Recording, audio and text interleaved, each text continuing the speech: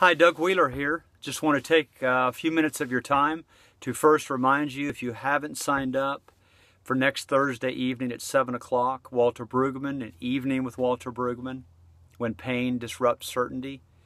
Go online, go to www.thishealingground.com and sign up there. There's a secure terminal. You can put your credit card information in. Also, just to let you know, it's been a little bit confusing to people. We spoke of ticket sales. There's no ticket that you will actually print out and carry with you. We will have record, of course, that you pre-registered, and we'll have that on the main list at the door. If you choose to pay at the door, it's $5 more, it's $15, and that's fine if you need to do that all the way up to when you show up.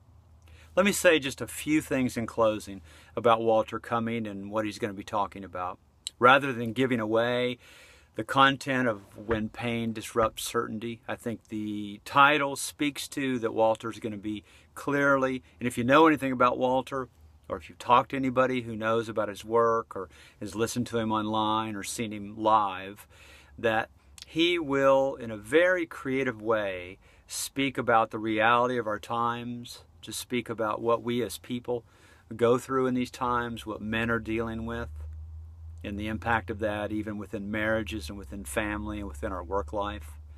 He'll also talk about the essential need for grief.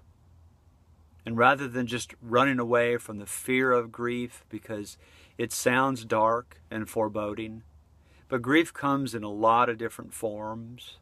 And many times it's just that felt reality that something is not right, and possibly that something has not been handled properly in regards to our own personal lives or people that we love.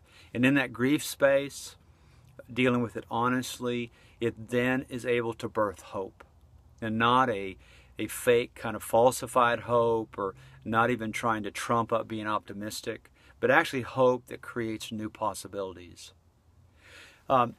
Also, just to let you know that we are going to have a book table and be selling books that evening. We don't have a ton of books, but we have a handful of them, and Walter has agreed to do a book signing afterwards. He'll probably hang around for 20 or 30 minutes to do that, so be prepared to buy a book and get Walter to sign it. I'm holding in my hands my favorite work of Walter, which will be one of the books for sale that evening. Finally Comes the Poet. And at the end of the book, he makes this statement: "It is in the reality of being loved and reloved, treasured, trusted, summoned, and gifted, that we become free enough to be the children of God, freed for life with God." There's just so much richness in that sentence.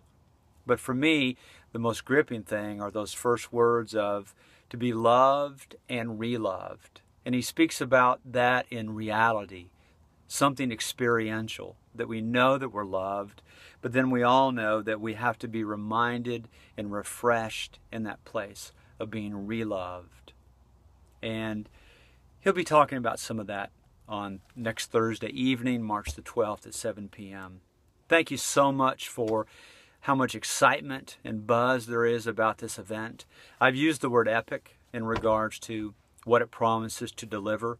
And I know enough about Walter and my time with him, even on the phone and planning, that it's going to be an epic evening. There's a promise in that, and that is that if you show up, you'll get something and take it home with you, and it will be something usable in your life for new possibility and hope.